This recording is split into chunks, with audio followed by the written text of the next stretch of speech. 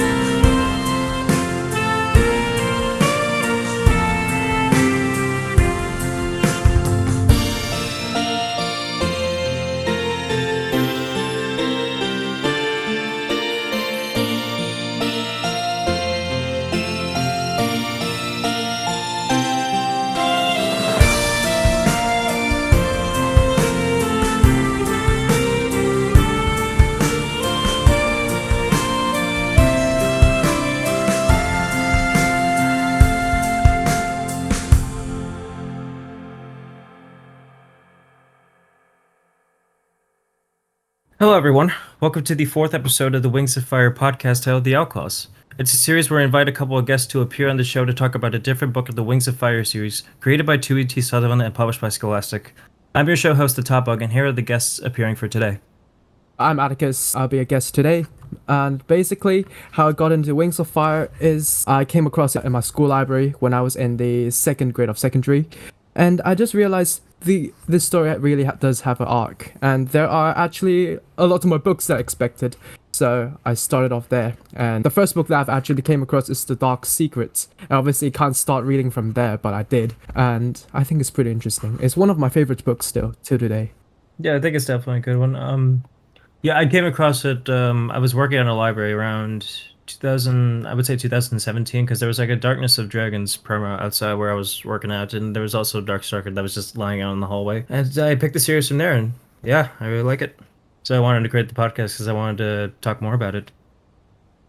I am Claystar. I'm basically your just average WAF nerd. I discovered the book series in 4th grade when we were out doing, Scholastic Book Fair shenanigans, back when Book 3 was out and Book 4 was about to be published, and I have basically read them incessantly and nonstop for years after that. Mm-hmm. My name is Javen. When I was like 17 or something, and I stumbled upon the graphic novel, that's how I discovered it. Mm-hmm. Last but not least, Alter, do you want to begin with yourself? Yeah, so, I guess I don't really know how in the first place I got into Wings of Fire, but I just looked through a local bookshop and found a book, and I basically just been reading it like ever since. I haven't stopped ever. All right, we'll just leave it a mystery. 4 episodes in, and I'd say it's pretty good. So it's definitely plenty of things to talk about. And I will say that this series will contain spoilers for Wings of Fire, but we won't spoil any future work. So today we're able to bring up events that happened in The Dark Secret along with previous installments, which released, here we go. So here's the book that released October 29, 2013. I'll start reading the back cover. Oh, I feel old now. Yeah, honestly, yeah, I read 2013. I was just like, oh my gosh, like 10 years? Jeez. But then again, we did the first episode around the series' 10th anniversary. Unbelievable. Yeah. Okay, in the shadows, trouble is brewing. The mysterious Nightwings keep everything hidden, from their home and their queen to their allegiance in the war. Now they've kidnapped their own dragon of destiny, and Starflight is finally meeting the rest of his tribe, whether he wants to or not. The Nightwings have also kidnapped several innocent Rainwings, now trapped in the dark, barren, miserable place that is the Nightwing Kingdom. Starflight wants to help the Rainwings, but he's busy saving his own scales and trying to find a way back to his friends. The fate of 2 kingdoms rests in his talons, and with no one to save him, Starflight will have to find a way to be brave before it's too late. Yeah. Before we get started, I want to ask each of you like your general thoughts. I think, personally for me, I remember reading this around a couple years ago, and I thought it was alright at first, but I feel like going back for another read, I actually found more things to appreciate than I did the first time, and I would arguably call it one of my favorites in the first arc, if not the whole series. I really like how what's in book 4, they kind of separate Starflight from everyone else. I mean, usually you do that in a POV book, but the way that they like completely take him out, and he's always thinking and imagining about what the other characters do in the series is really nice. Because although you don't have the other awesome characters, you get to experience Starflight and get a sense of what the others would do at the same time. Yeah. Also, to add on to that, I do agree with Claystar. Basically, this book really does develop a lot on this particular individual character instead of like literally shifting focus between all the different protagonists, because there are like 5 Dragonets that are all together. But this time it's like he's in a completely different setting, completely new cast, almost completely new characters, sorry. And I just believe that you just get to actually see the process as the character begins to develop and actually change a bit. It's very interesting. This is a really interesting topic that we can get into. Of course. I think to add on to that, I would say like I really enjoyed Starflight's development throughout the book, which I'll be able to dive more into later, but I think his character changed progressively throughout the first 5 books in a way that felt natural. For sure, yes. And it actually, because for Starflight in the first 3 books, he actually is a bit cowardly. Obviously still a pretty big nerd. Like, he likes studying a lot, he likes growth, he likes knowledge. But in terms of like real cases, he actually have never really stood up and actually stood his ground, and he has been always worried and paranoid. But in this book, you actually get to see him developing some of his courage, and he actually becomes a bit more confident and more brave when he gets pushed to the limits. So I think that is actually very interesting to see, like, a character developing some of his confidence up, and I think it's just a really good build-up overall. It was, and that was like the main things I liked about the first arc, was it's like its consistency towards its character and narratives. Yeah, like, it's very consistent overall. Mm-hmm. Altered, what are your general thoughts? I just really liked the book because of the fact that I'm not sure if I'm missing something, but the fact that you never really know like where they are in the book or like what exactly is happening. It kind of has like a whole mysterious aura about it to me. Of course, the Nightwing Island is pretty hidden off from the rest of the globe. Guess we'll get started. Alright, I'll start reading like summaries of each part, and feel free to stop me if you want to add anything or comment on something, right? Sure, of course. Alright, so here we go. So we have the prologue right here, which is a cut to Clay's brothers and sisters, where they're basically going on patrol before they get ambushed by 9 Ice Wings, which actually killed a couple members of their platoon. And I think one of them, Marsh, was still suffering from PTSD from losing their sister Crane 16 days ago. So they managed to escape, and they all each complain about having to fight in the war before hoping that Clay can help come end it. So overall, it was like a very short prologue, but I feel like, well, I read the first time, I was just wondering, like, wait, what does this have to do with like anything else? Because like some of the ones are like a direct setup to like the rest of the book. Because I remember the first book's prologue was a setup to like them raising the Dragonets. The second one was Webs in the Seeming Palace and so on. But this one, I feel like this book's prologue doesn't really come into play until the next one, because the Clay siblings have more of a role to play in book 5 than this one. But I thought it was a nice little break just to see what the rest of the world is dealing with the war and all that. And also we get like some Mudwings there, so that makes me happy. Yeah. For sure, yeah. This, I mean, the prologue is very important throughout the entire series of the first arc. It's like a very small fragment, but a fragment that does talk a lot about some characters that have some thoughts about this war, because you never know about all the perspective about everybody. Obviously, they do hate this war, like a lot of people do hate this war, but you actually get to see them being tired. And this is like an arc that like trails off to the next episode. I'm not gonna spoil anything, but it just keeps going. And without this part, you never actually get to understand Clay's family more, because this is like, even though it's not exactly the most like detailed part of the entire story, but it does focus a bit more on other people besides the main cast, or besides the main characters. I think they also mentioned like in the first few pages, like they were unsure why Queen Moorhen sided with Byrne in the first place. So it's also like questioning orders from authority. Yeah, it creates a little bit of a question and a little bit of doubt. Like you get to wonder why that actually happens, and I think that is a pretty good way to get everybody engaged. The theme is very nice, especially considering like a lot of the morals and ideals questioned throughout the book is reflected in the prologue. So it's not like completely wasted, like everyone says, oh yeah, like Mudwings are what do they always call it, like the underdeveloped character design. But I really think that they can also be really good setting stage for morals and interesting characters.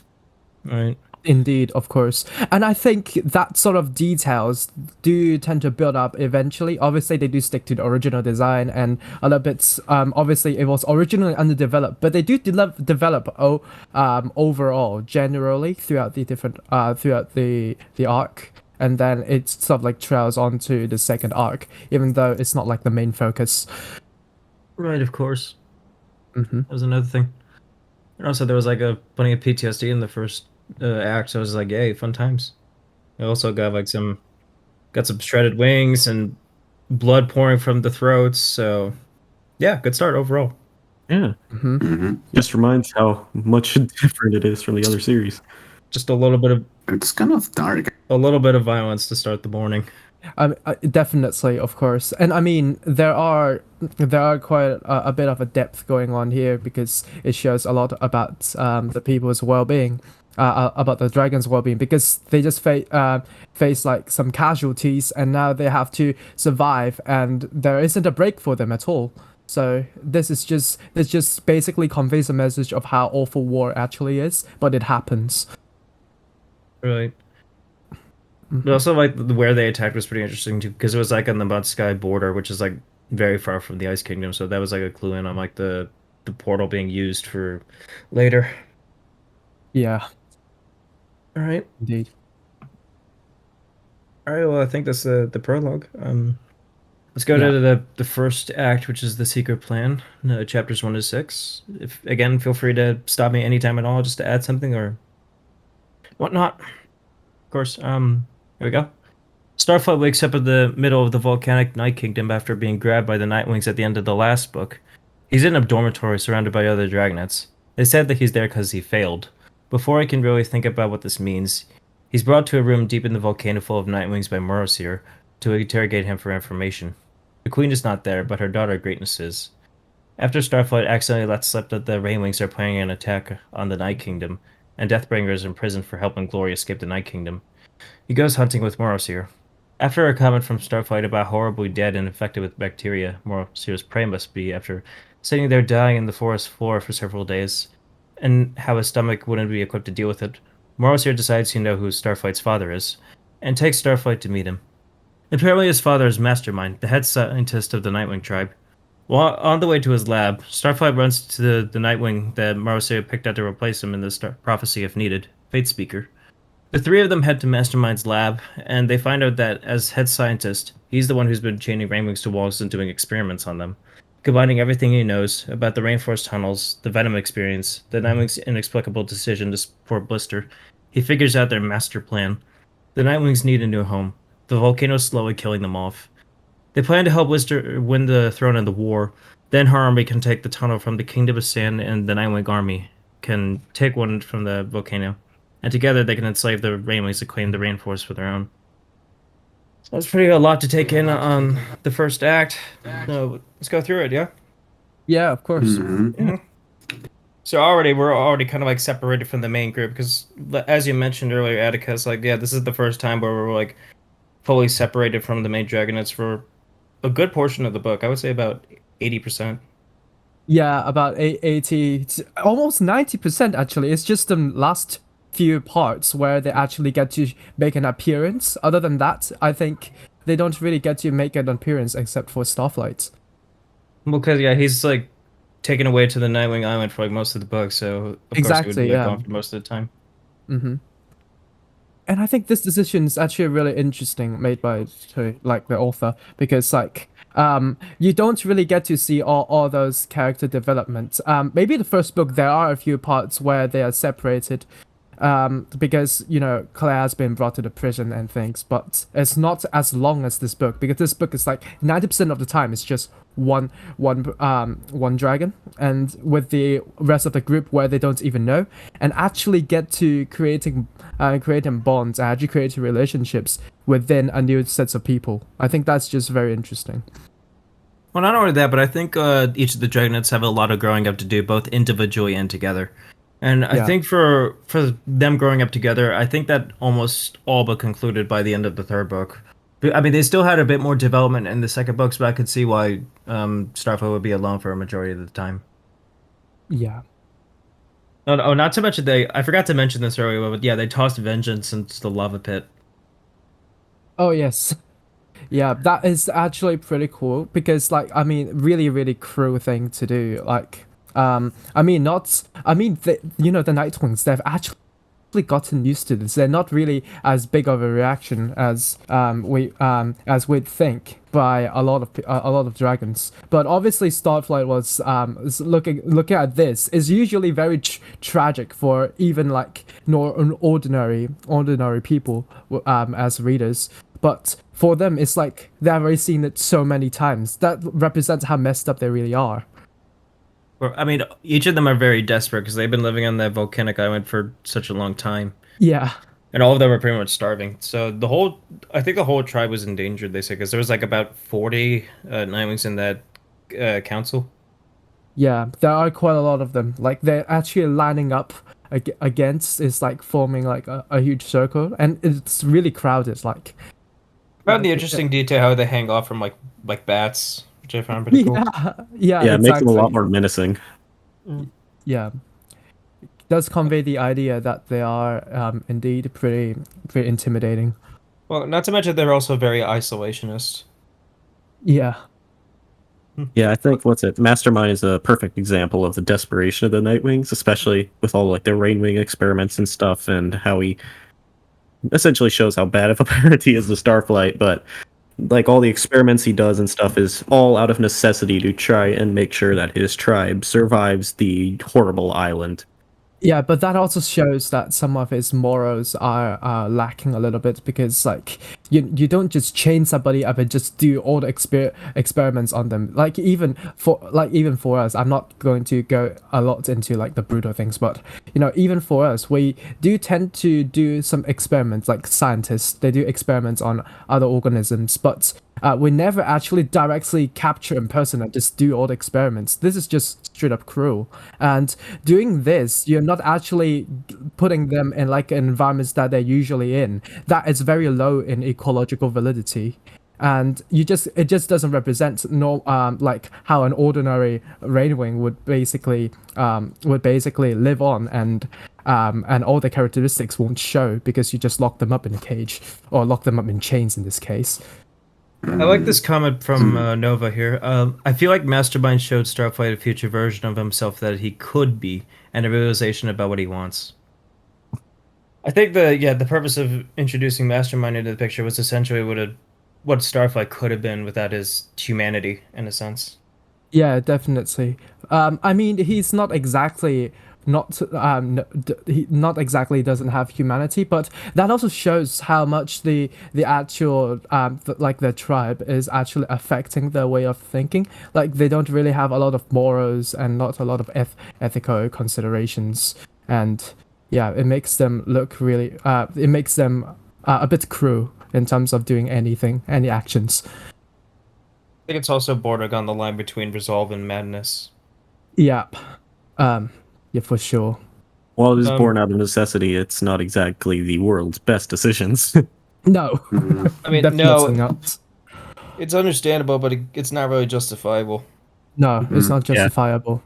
But I think for these things, there has to be something to do in terms of how the environment affects them, because this is a lot to do with the society as well. So I think it's society is having quite a bit of a flawed mindset that also gets to affect the people, or in this case dragons, and they just kind of lost their sense of morality, and they just basically do whatever they need, do whatever they feel like would benefit them, but they don't care about anything else. Altered Jay, what are your guys' thoughts? Well, this for a kids book, this has a lot of dark themes. Yep, nothing. Just enslavement. We can add that to the list of family-friendly topics. Um,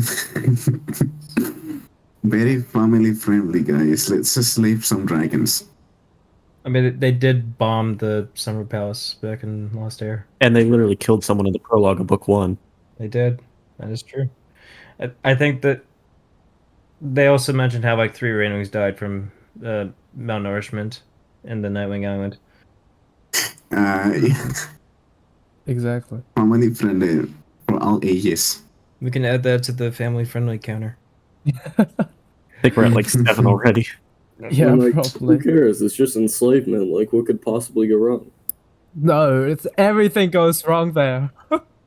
What do we know about enslavement? Yeah, everything goes. Horribly wrong. I don't. When was the last time something has gone right for the Dragonauts? Honestly, none ever since they were born, because they were born for a purpose of stopping the war, but they're doing everything to encourage the war. It's just like, you never get to stop it.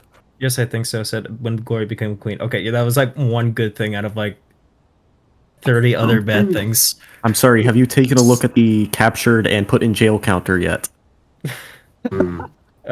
There's Process? 14 of them that are currently enslaved by the Nightwings. Yeah. And claiming to Sips. Okay, that was okay. This is a rhetorical question. I wasn't actually expecting people to. Okay, no, it's fine. This is fun. Just feel free to debate me all you want in the live chat. It'll be funny.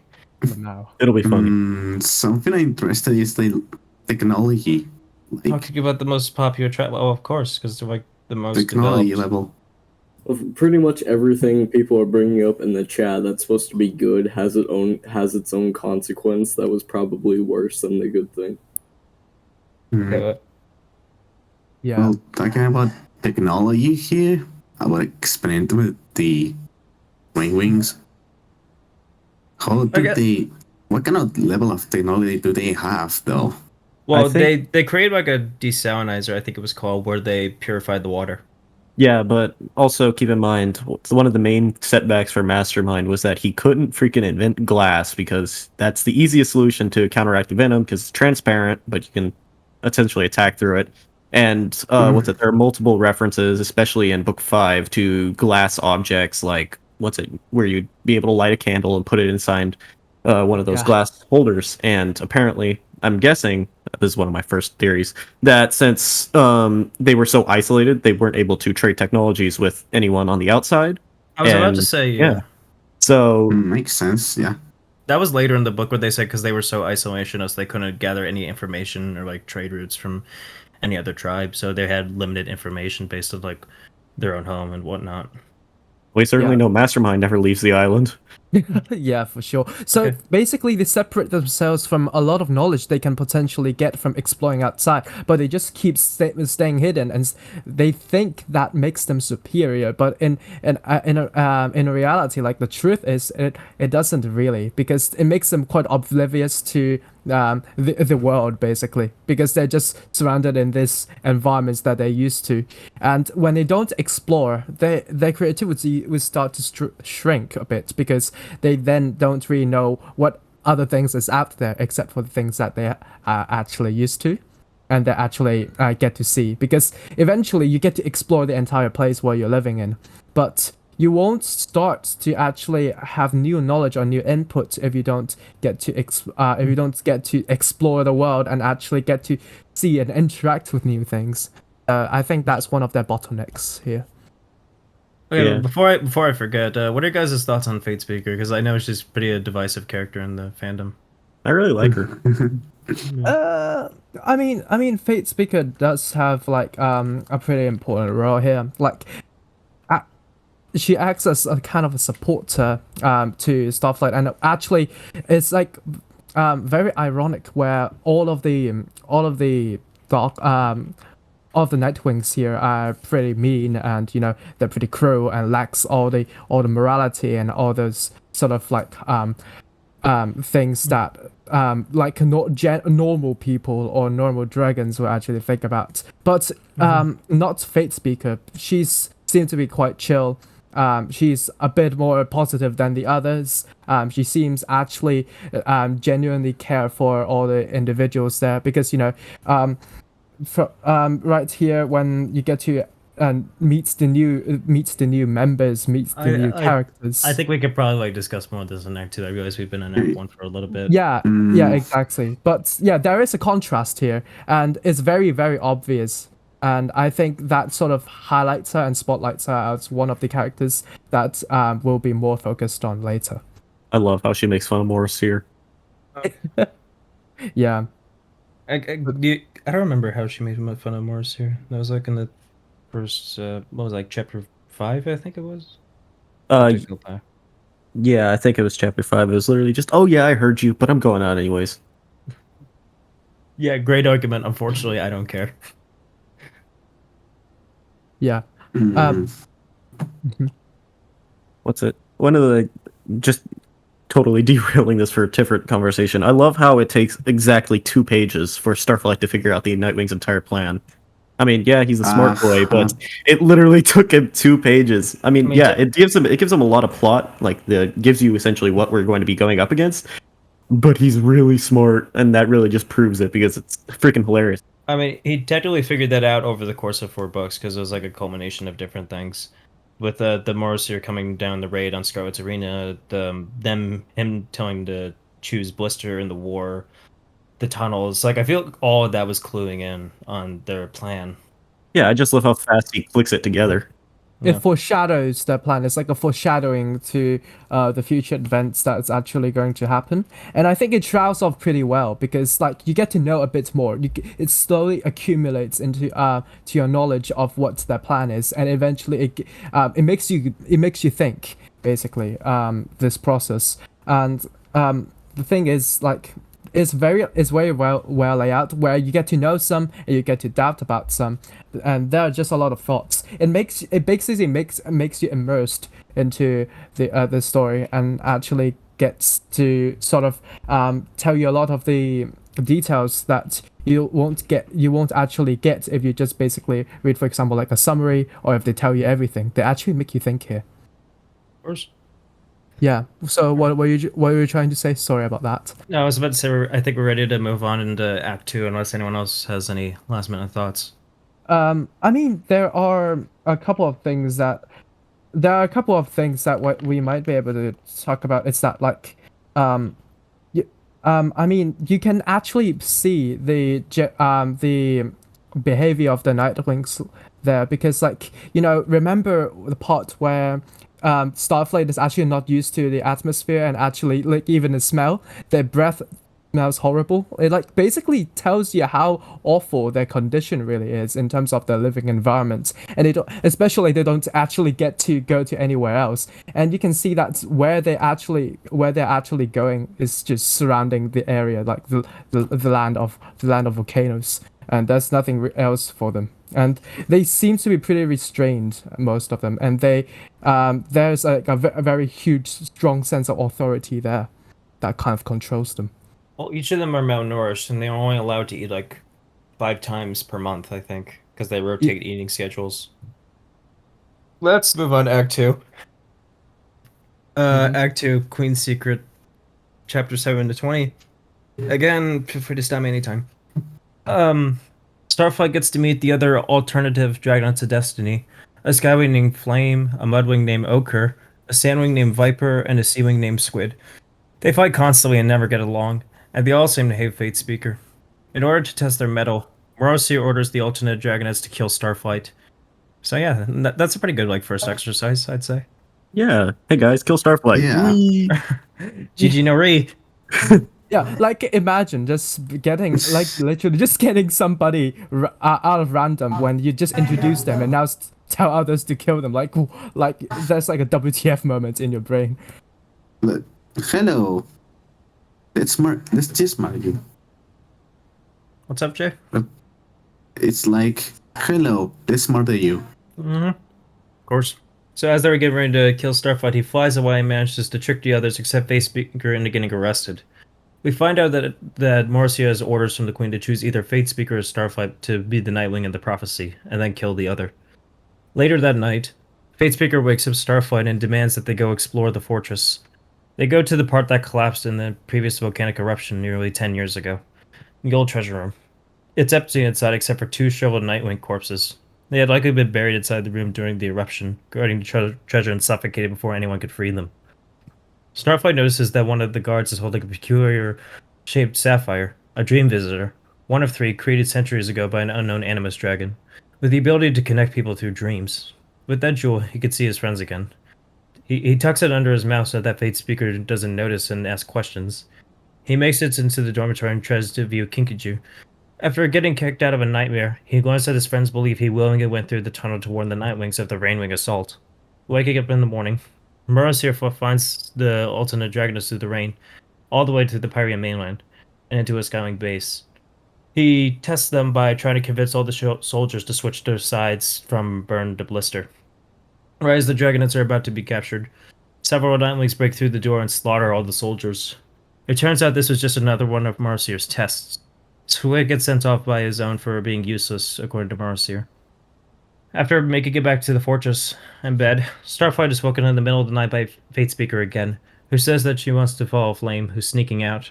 The 3 make their way to Deathbringer's dungeon, and Fatespeaker and Starflight continue to explore the fortress, looking for the throne room, because they want to talk to the Queen of the Nightwings about Marcier's awfulness, and find out why she only speaks through greatness, because she lives in lava.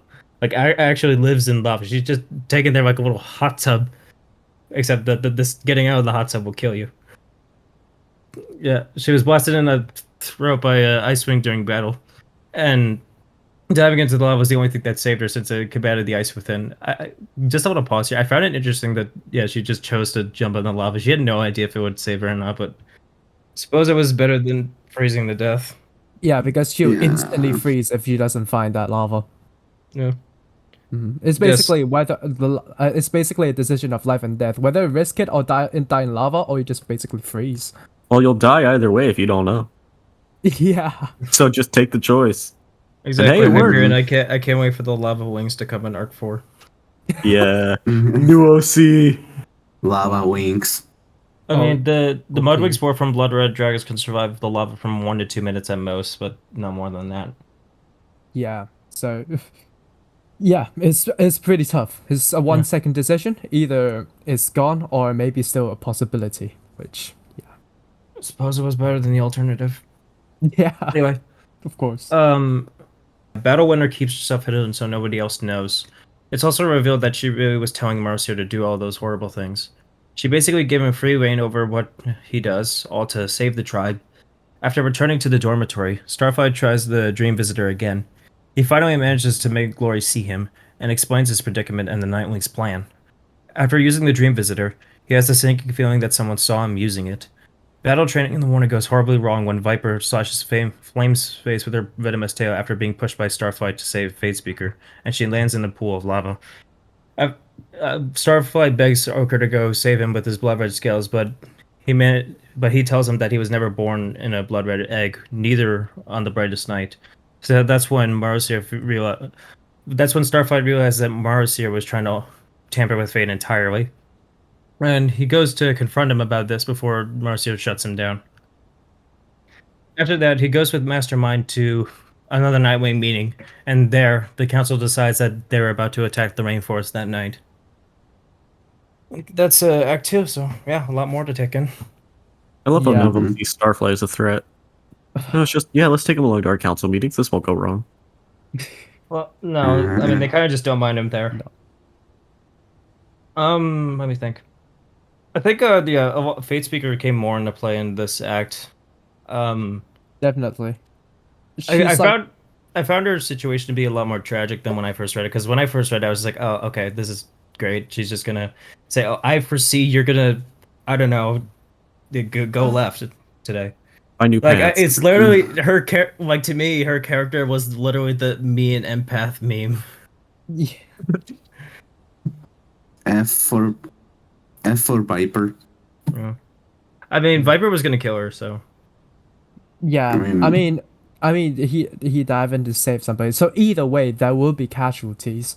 It's very difficult to avoid it. Like, it's devastating when you actually put to a test and they actually tell you to like kill each other. It's just like, it's basically whether you survive or you actually get to save somebody that you actually care about, or just basically let them die. And when you do, obviously you do expect some things to go out of hand because, like, you're next to a pool of lava. What do you expect? Like, really? I also found Fate Speaker's situation to be way more tragic than when I read it the first time, because like how I read it is that she was basically trying to like convince herself that the other Dragonites were her friends when really they just flat out despised her, and she would constantly keep telling herself that. So like, Yeah. block all the pain, I guess. And I think it was Starflight that was able to help her snap out of it later. Oh, definitely. Like, I mean, she is like you know, if you know a technical term, like Stockholm syndrome. Like, she's literally trying to twist her mind in order to fit in. Like, this is something that happens when you get abused all the time. I mean, she technically wasn't kidnapped though. No, she wasn't kidnapped, but she's abused. Like, you don't have to be kidnapped in order to be abused. So yeah, she has been quite isolated. She's very different than the others, but you know, she is actually the one who actually supports Starflight throughout his entire mission or his entire plan or entire discovery here. Like, almost like a dual antagonist here. I mean, I would say she was like the what was the name of the second protagonist? The deuteragonist? I think that was the term. Yeah, deuteragonist. Yeah. Yeah, she's technically the deuteragonist of this book. She is. Yeah. She's ultimately pushing for like the main plot points here. Like, they found the Dream Visitor in that old treasure room, and they were able to confront Queen Battlewinner directly. And she was also the one to like help him escape off the island. So she does play a major role in this book, and to not as much people's credit. Absolutely. Like, she's basically like a huge support to Starflight in terms of like courage, bravery, and even like thinking, like critical thinking at that exact moment. Like, without Fate Speaker, I think it's going to be much more challenging for Starflight. He lacks the confidence.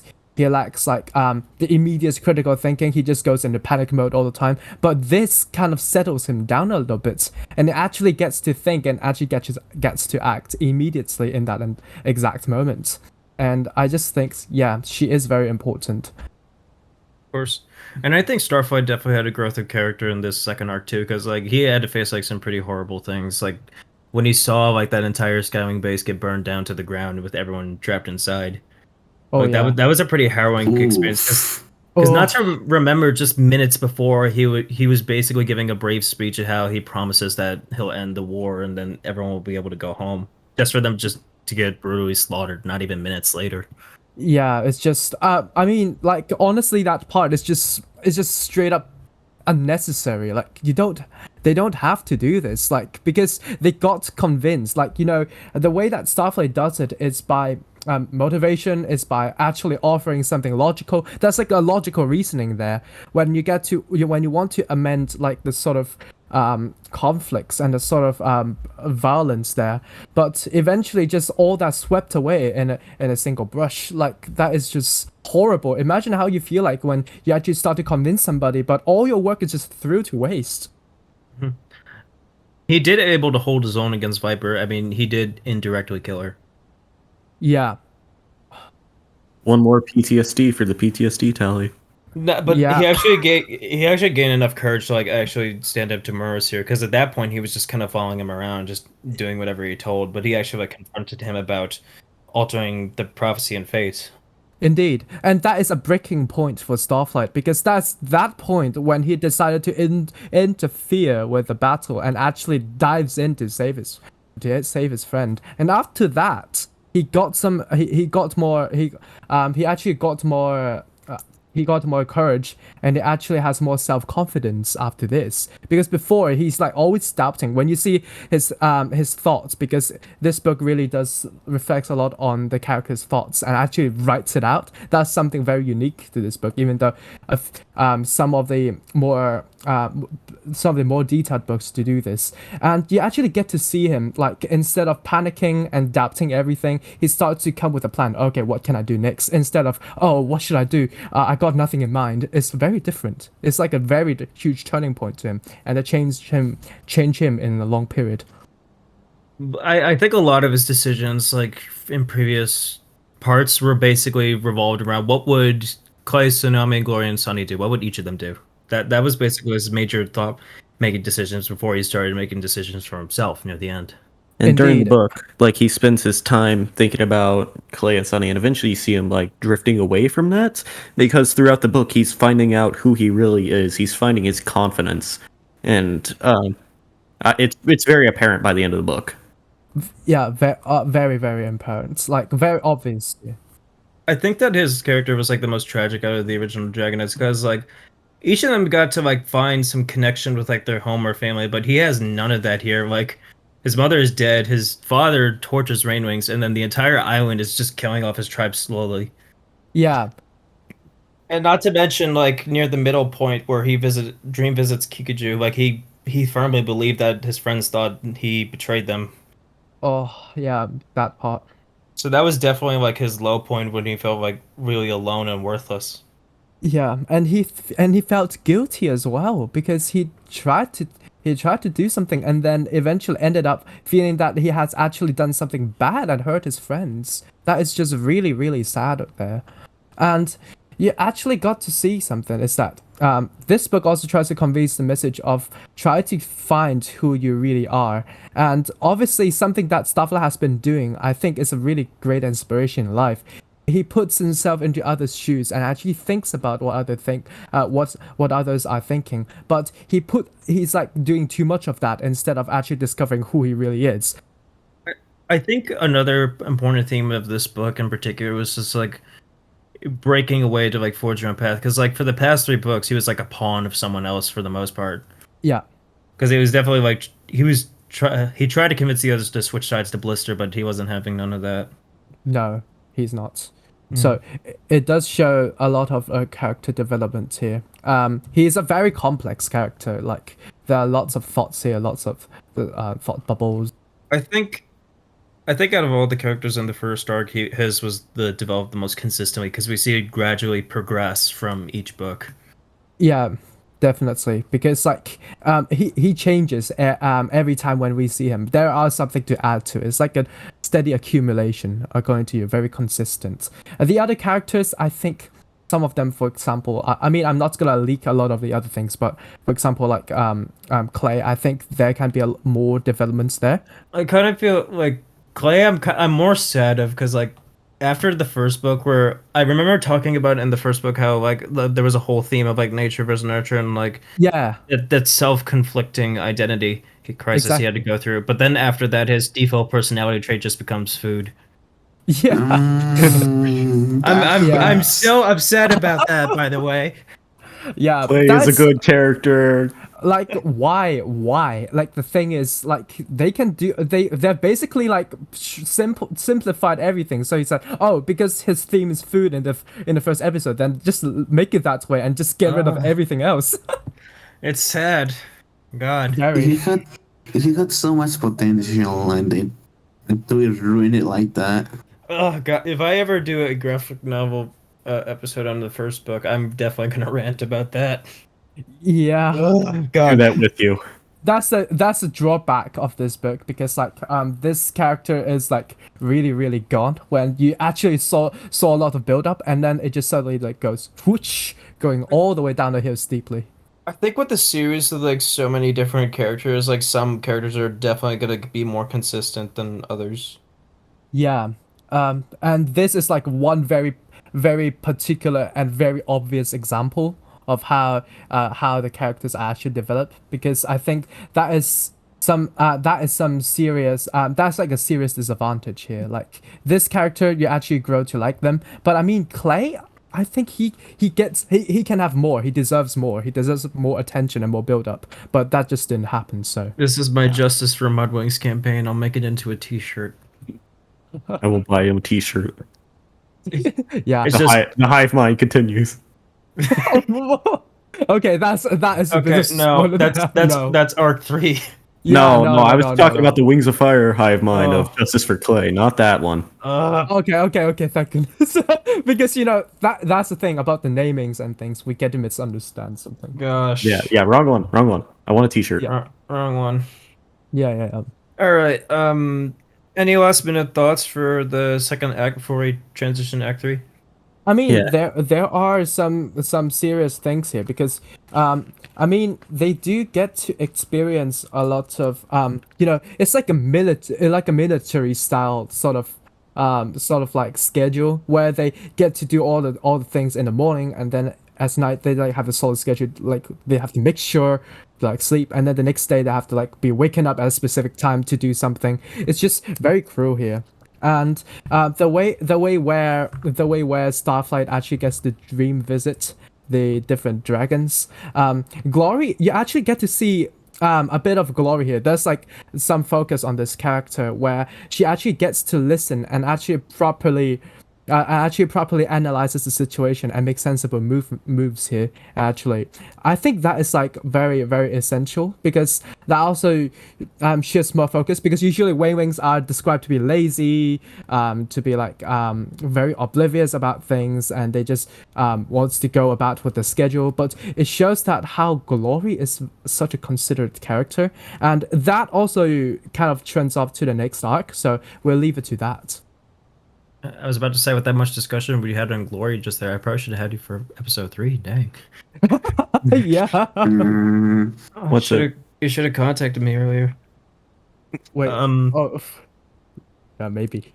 Real quick, I got one last thought, and then we'll go into Yeah, part go 3. ahead. But I think this also, while being a character development for both Fate Speaker and Starflight, is actually really good character development for Morosir as well. Not in like he's changing, but more as we see him more as the antagonist. Especially since his introduction in Book 1, he's not really flushed out except for I ate her Glory.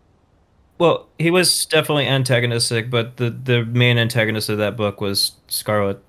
So yeah, but Yeah. I like how you actually see him more and more as a villain throughout this, whether it's just straight up kill Starflight or Sin and Squid off to basically die. It really cements him as this book's antagonist and who we really should be working against. And seeing Starflight be able to build up his courage to go against Morosir is a huge W. Yeah, for sure, huge win for Starflight now. Morrissey was always shown as like very antagonistic. Like, I mean, don't forget he brought Nightwings to kill all the Icewing prisoners in the first book. Yeah, but after that, I just we don't see that much of it to really cement him as our main antagonist. Yeah, I mean, in this book, I think he is quite an antagonist here, like one of the primary, if not like primary, then secondary antagonists, because the whole thing he has been like leading throughout, like all the abusive acts, all this sort of killing, and basically even till the next arc, there are just a lot of bad things happening. And I think this is one of the longest arc, isn't it? Like arc 2 is like basically the central point of the entire book.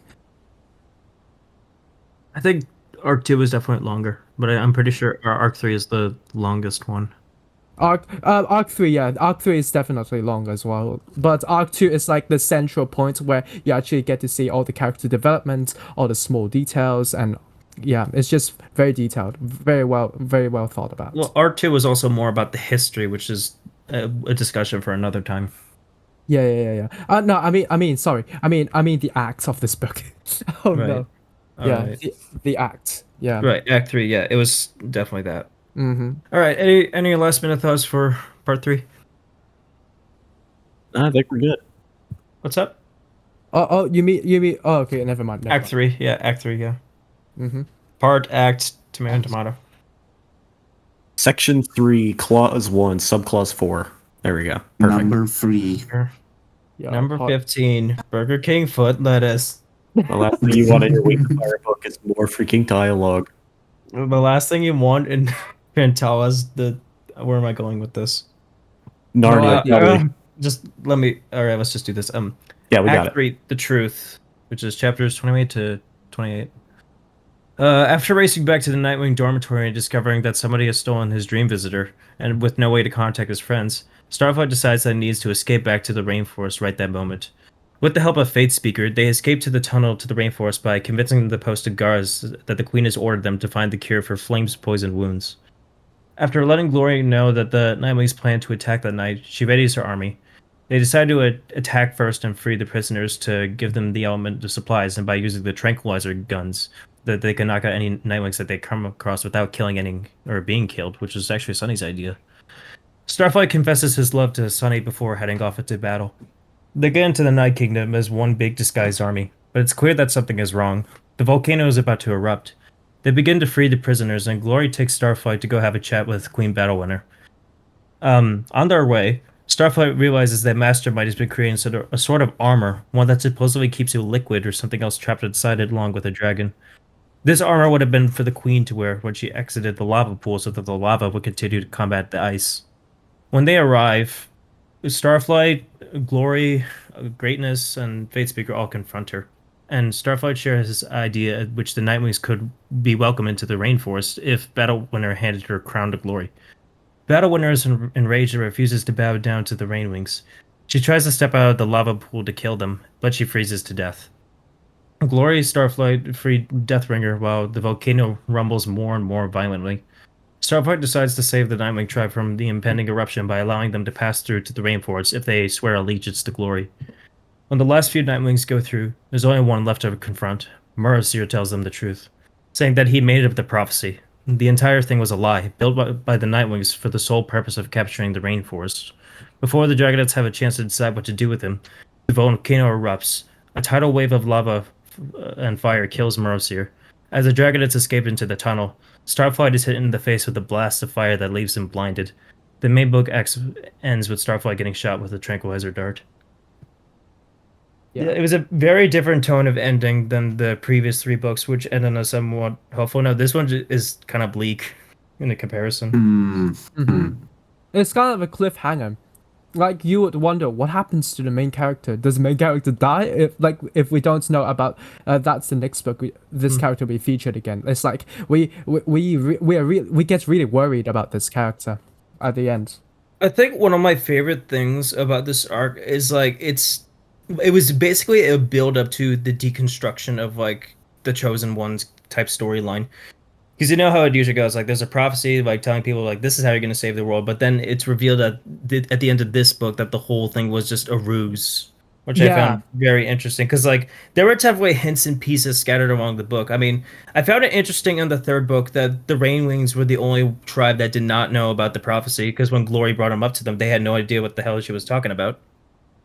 Yeah, a plot twist here. Like I thought that was definitely like a main clue towards this plot point. Yeah. I believe so, but it's like it turns out everything that we've been told about for the past 3 books, and even the first 3 quarters of this book, is that there's the prophecy going on to stop the war, but eventually it's just to be used for their own advantage. That also adds an extra layer of like the antagonist, the villainous sort of feeling to Morrissey, and just shows how bad of a person or a dragon he actually is. I mean, yeah, I think they said they created the prophecy when their fortress got destroyed about 10 years ago. So for the past 10 years, like this is what they had to work with.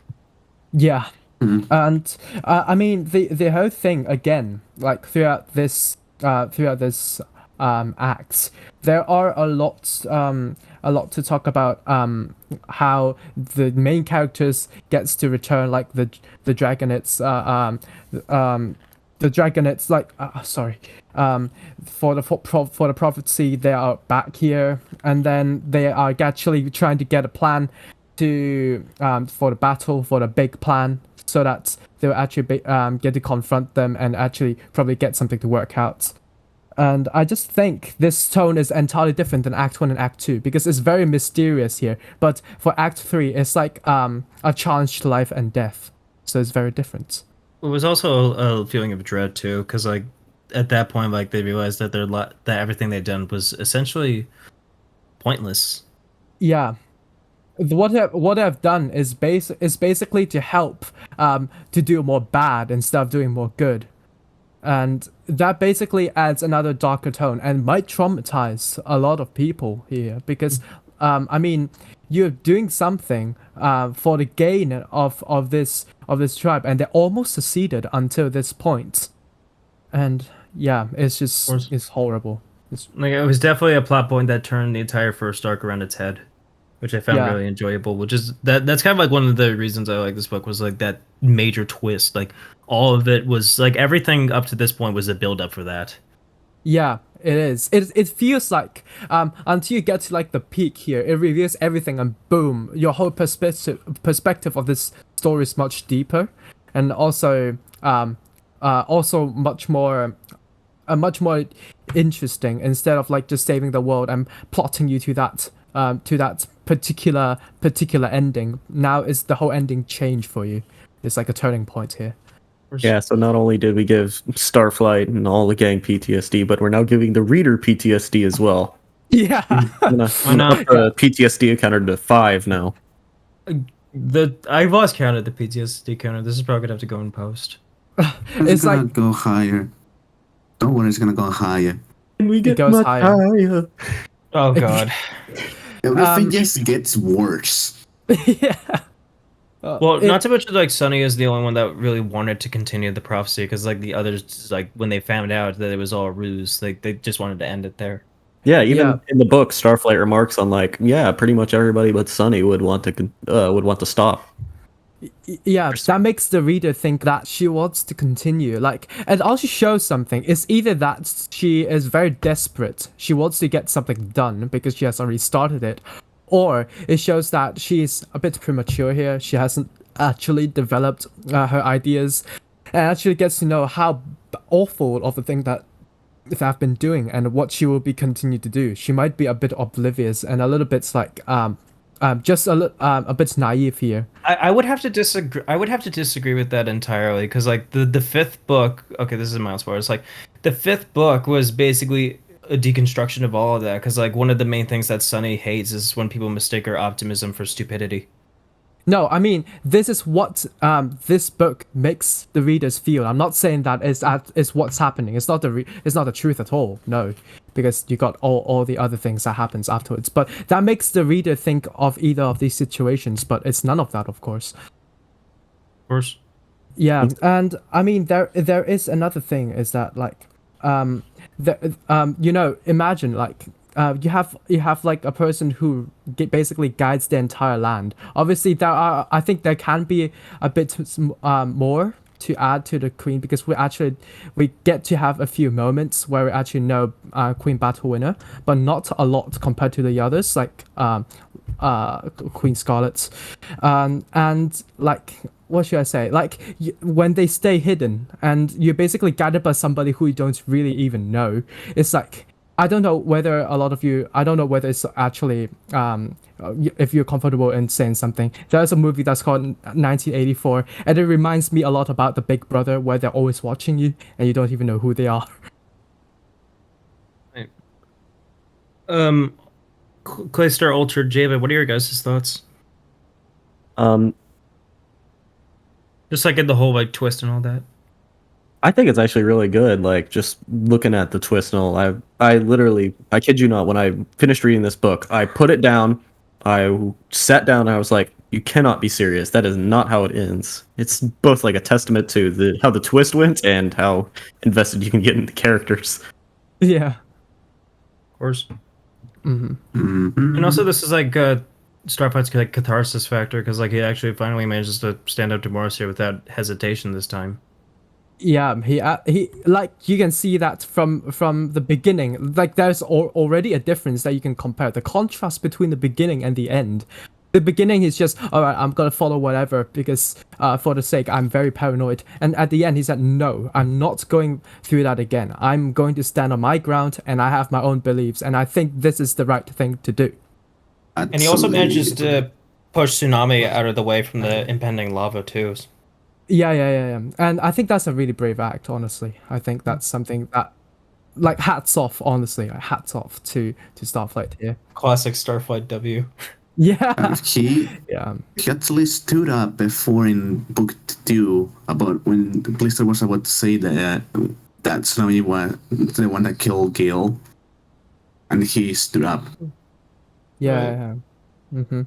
And like honestly, there are a lot to say about the ending as well. Like going back to the ending where all of them refuse to continue the prophecy, but with a character that continues. That's like a kind of like a cliffhanger, adds a bit to the cliffhanger at the end of what's gonna happen in the next one. Who are we gonna talk about in the next book? Like.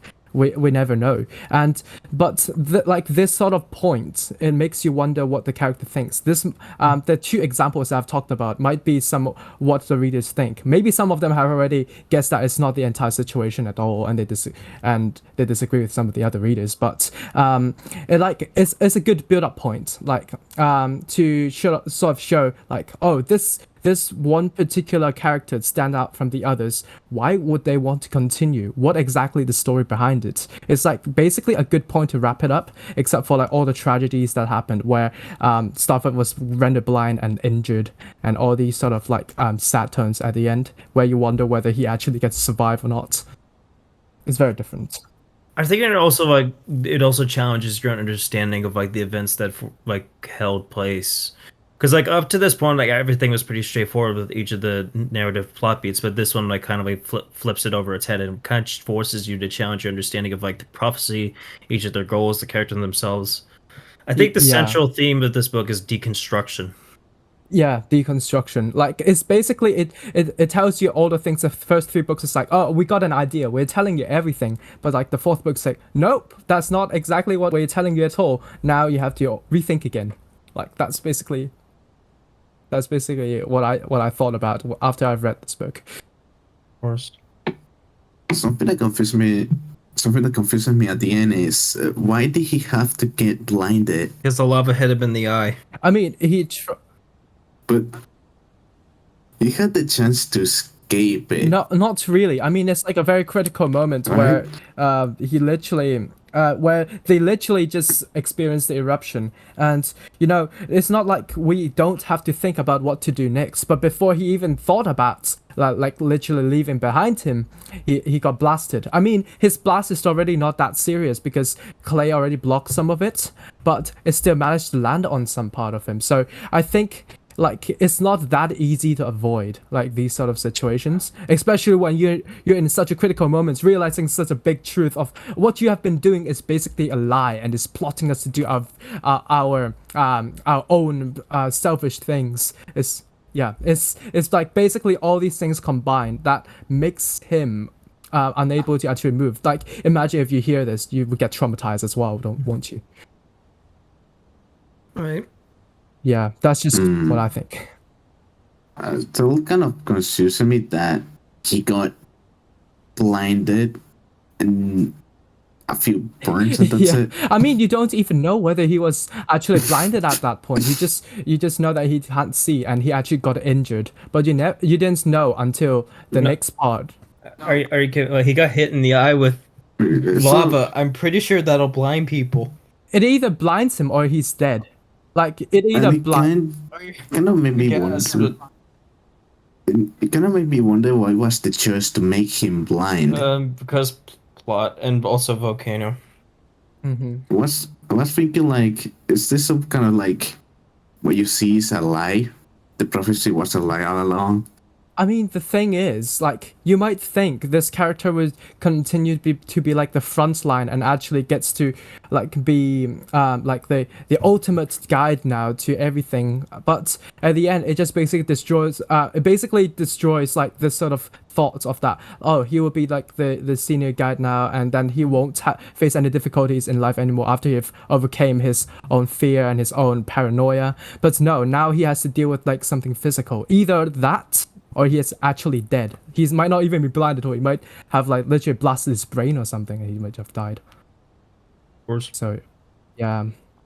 What a thing to go through. Yeah, it's like a very more tragic. This adds this is like the entire cake, but with a cherry on top. Right. Yeah. Well, we have the epilogue to cover through. If you guys ready for that. Absolutely. I mean, we have covered a lot of the of third act as well. We did, yeah. In left chat. In left chat. All we forgot to do is just mention Deathbringer. Deathbringer exists in this, and I love it. Yeah, Deathbringer. We do have a lot of things to talk about as well, because there is also the relationship part where oh my gosh, my brain is going all over the place. I was mostly just thinking of that one quote where he's in prison and he's just like, well, it could be worse. Yep. He was there with Queen Splendor, which was trapped for like months. Yeah, he's not like even that surprised or devastated. He's like, oh, I expected that. It would happen to me one day. And also, regarding to the third act, we have covered a lot of the ending, but we haven't really covered a lot of the beginning, where there's plotting out all the plans and things. Don't you see how well coordinated they really are? That really shows up the 6-year relationship with each other. They actually tend to basically come up with a plan together, like very instantly. This it happened very in a very short period of time. They didn't spend like a week or a month to come up with something like this. They literally spent like a few days, or basically just a day. Pretty much a day, honestly. Yeah, exactly. Gloria just became queen like not even 2 days ago, and already she had to lead her tribe into battle, which they might die. Yeah, don't you think that's very impressive? Like, it's very quick, and she pulled it off like spot on.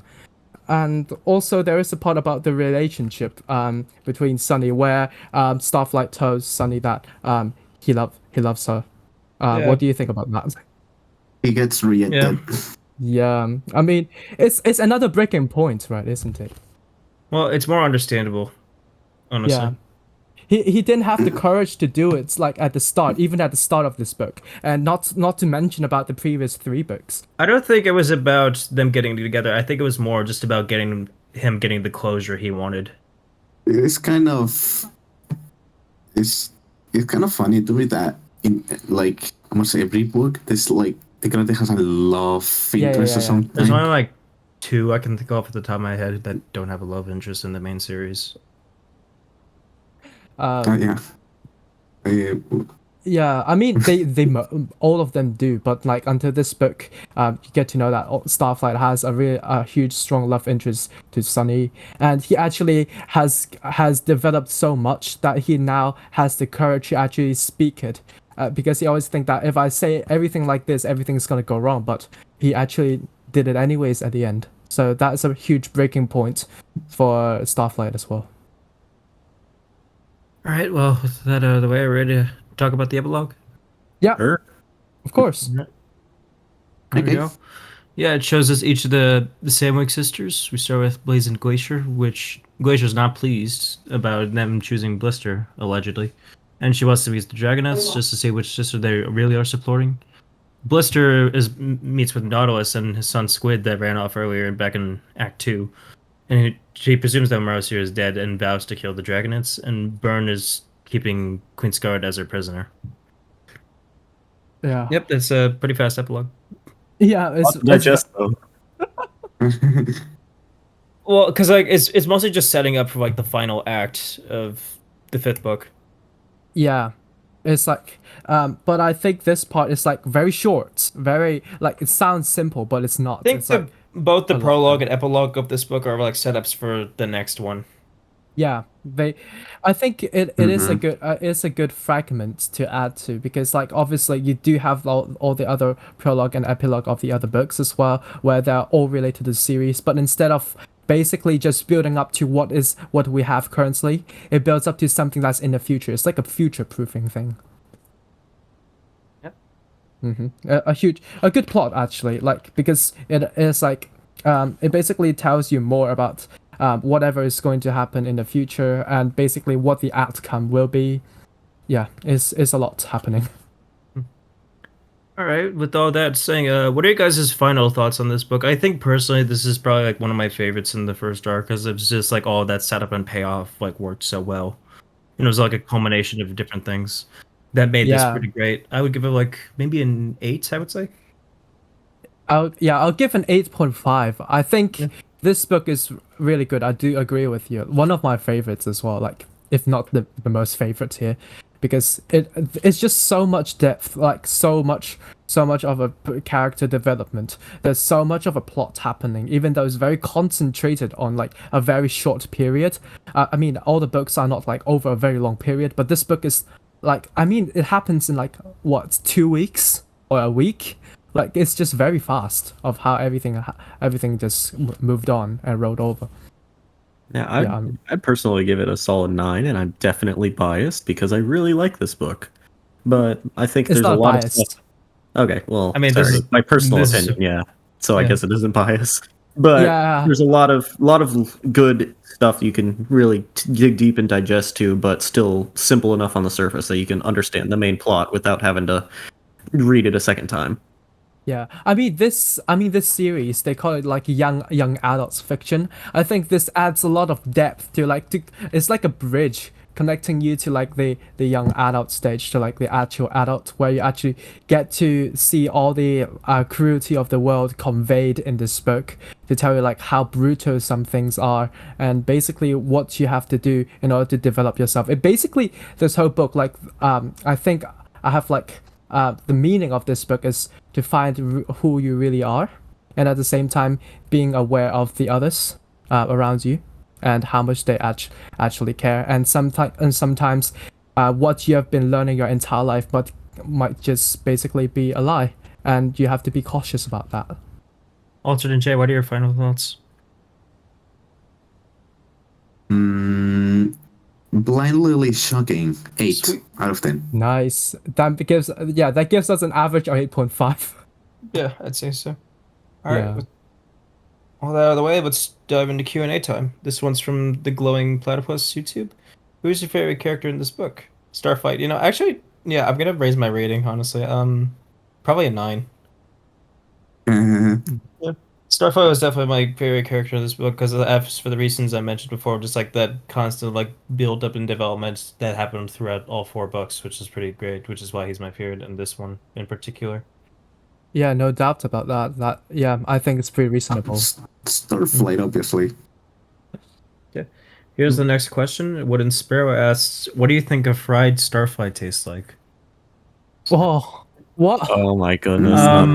Not Kentucky not very chicken, good, I'd maybe. assume. Probably Kentucky I'm not too sure about chicken, that. but they forgot I'm to not too turn sure it about off. that topic. I don't know. Are you trying to argue why I should eat a Nightwing right now? No, absolutely not. Dude, You now all I trying can think about is Tupelo hamburger. Oh yeah, the Tupelo burger. Yeah, Oh, that's what I think Starflight tastes like. Just I Tupelo just burger. thought about Nightwing kebab. I love the Tupelo. Okay, We haven't Nick. even get to see we haven't even get to see a dragon. Why would we wonder Okay. what they taste like? Never mind. next question. For science.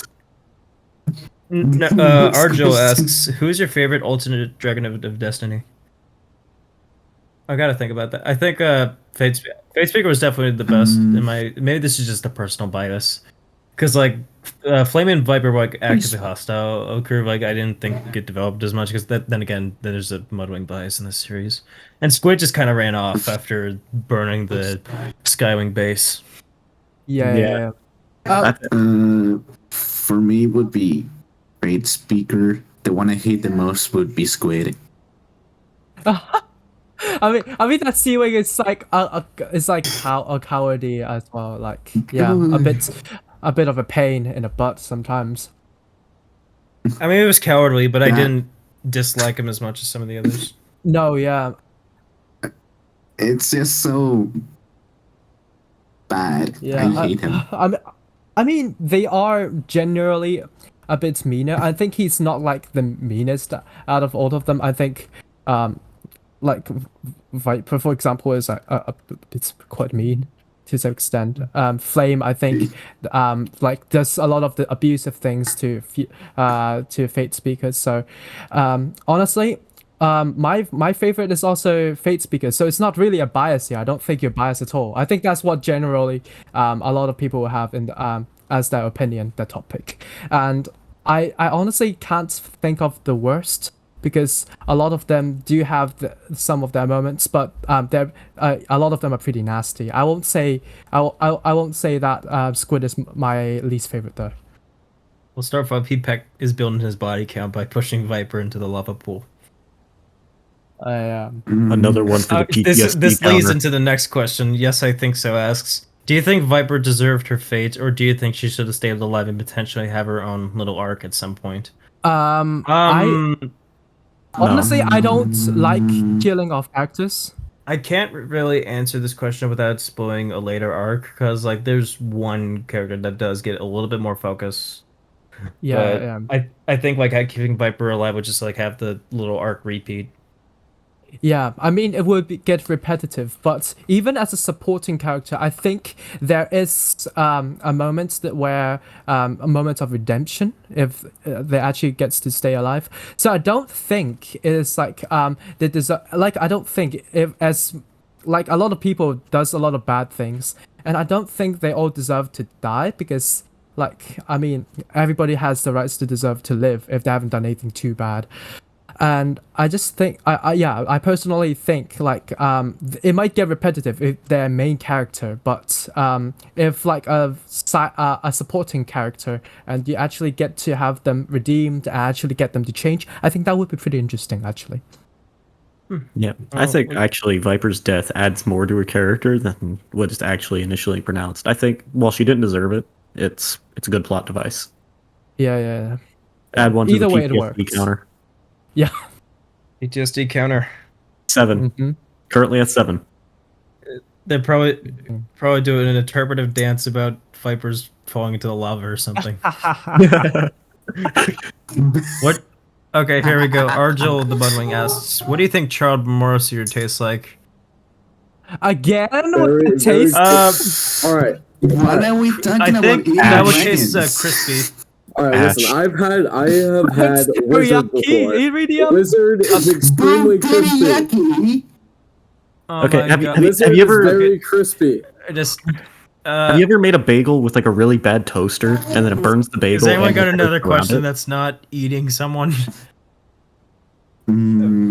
Okay, let me think of something. no, Just no. waiting for the live chat to come up with a question that's not eating another Wizard dragon. is Bird very bagel. underrated, guys. You need to know that. Did they just like look at the characters of Wings of Fire and think, dinner? So that next question is, what do you think of Flame? What do you think? I think he definitely does get developed a little bit later, but he does like reluctantly agree to go with Starflight of Fate Speaker just to treat his wound. Yeah. So it's like more like you're getting the benefits as well. Like, oh, it's a good trade-off. They gave me the healing. They heal me up, and then I'll just do something in return. So it's like basically like a sort of like benefits to cost ratio here. Of course. Yeah. I that's what I kind of feel like Flame should have died in book 4. I don't really think he made any of the books better that he was in. Yeah, I think Good base. Viper. Honestly, like if they did the other way around, I think there might be some sort of difference to the book. I think there would be some impact because Flame later on is like a meh character. All right, let's continue with some questions.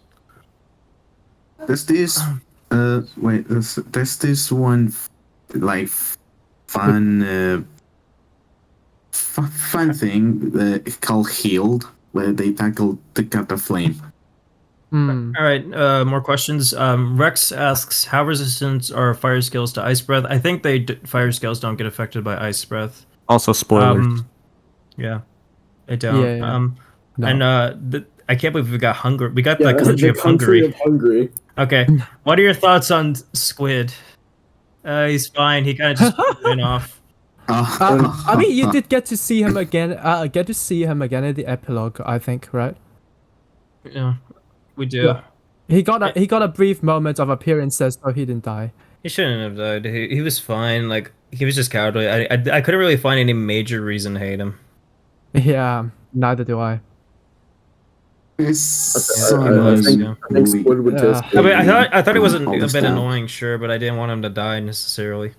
No, neither did I. I don't think he has done anything that he deserves to die, except like that might be a bit annoying. So like you're trying to say that an annoying person deserves to die, like what? But then again, like half the characters in this book are a bit annoying, so then shouldn't half the characters die as well? Okay. Yeah. All right, let's probably go through the last of these questions. Mhm. Wooden Sparrow asks, how is it that dragons are the same species despite being so distant in appearance and adaptations to their environment? My answer is probably going to be evolution. Natural selection here. Natural selection, Darwin's theory. Pretty much, yeah. Okay. Evolution. Okay. Hopefully we get the book for discouraging. Final thoughts. Here we go. Argel the Mudwing asks, how resistant is fireproof scales to lava? I think Starfly mentioned when Battle Winner came out of the lava pool that they can last up to 1 to 2 minutes. I kind of agree to that, honestly. Yeah. Right. Well, what I'm thinking is it like not resistant because the lava would like seep into the scales and then it would burn the inside? I think I don't know. It wasn't really clarified what it does. I just know that they can last up to like 1 to 2 minutes in lava. Yeah, I Yeah. think that's what the smaller scales are for. Usually, they'll have multiple layers, so when they shed one, they'll be able to get another one, or at least that's what's normally assumed about them. Again, fantastical creatures. We can't exactly dissect them and tell. No, not The yet. Going Platypus YouTube asks, who was your favorite villain in this book? Well, Morrow's here, because I think he was like the most primary focus, and I thought his, like Atticus, you mentioned, like his development, like definitely shined through here. Yeah, definitely. Like you get to see so much detail, like in like one character, even though he's like a villain. Very interesting. If you don't mind, I would like to add one last thing. To the last question? I think Battlewinder as a character and as a concept is really interesting. Even if they had a short life as a villain and is very dead now, I think that just the whole throw yourself in the lava, you'll be fine. I swear you're not dying, and end up becoming out to be like a really nemesis, like imposing villain, made it a really good villain. That's at least one of my favorites. Yeah. Battle must be really, really insane or something. Like, situate to attack, traveling over, and not killing himself. Of course, yeah. I think it was pretty minimal. Only just to being in jump that into place the for lava. too long. All right, with any final thoughts before we close? I think honestly, it is a very steady installment. Basically, if you think about a lot of things, all the character developments and all the personalities differences, you actually get to learn a lot, and it's quite meaningful towards life as well. If you actually get to discover who you really are, boost your confidence. Some people really needed that, and some people need the sort of focus on actually understanding different people instead of focusing all on themselves. So a bit less egocentric, and I think that is really. I think this book overall is like really good, and I really did enjoy it. What about you? It was all like the setup and payoff that I really loved about this book, and I definitely think it's one of my favorites in general. Yeah, Absolutely agree. I think this book is just commonly overlooked for the more popular ones, at least, and the plot in it is absolutely amazing. Arc 1 was definitely my favorite, and I think I'll bring that in episode 5, why I like it so much. Yeah, It deteriorates afterwards, so like No, it doesn't deteriorate, but it's just different. different, but yeah. Well, all that, thank you so much, all of you, for joining here, and I want to thank you all. Thank the guests for being here, and thank the audience for tuning in on this. Thank you. Yeah, I'm very glad. Yeah, thanks for having us. Of course. And with that, that's where we take off. Goodbye, everyone. Bye. Goodbye. Thank you. All right. That was a fantastic episode, featuring amazing guests, along with the host TopBug, for an interesting discussion about the Dark Secret, going deeper into the Wings of Fire universe. Want to listen to more episodes of the Outclaws? Make sure to check out the Outclaws Discord server. If you haven't already, check out our other episodes. The links are in the description. If you have any questions or want to be part of the show, please contact us at outclawspodcast@gmail.com. Thank you very much for listening, and we'll see you guys next time on The Outclaws.